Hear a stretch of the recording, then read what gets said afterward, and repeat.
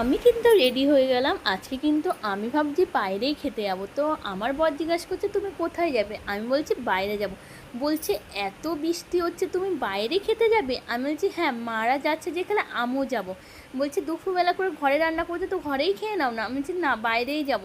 তো দেখো বাইরে কত বৃষ্টি হচ্ছে, তোমাদের সেটাই দেখাচ্ছি। দেখতে পাচ্ছ কতটা বৃষ্টি হচ্ছে, তাও বলছে আমি বাইরে বৃষ্টির মধ্যেই খেতে যাব। তো দেখো অলরেডি কিন্তু খেতে আমরা যাব। আর এত বৃষ্টি হচ্ছে তার মধ্যে আমি ভাবছি ছাতা নিয়েই খেতে যাব। তো তারপরে দেখো আমি, মা, ভাই, বোন সব চলে এসেছি খেতে হোটেলে। তো বোন টোন সবাই এসেছিলো।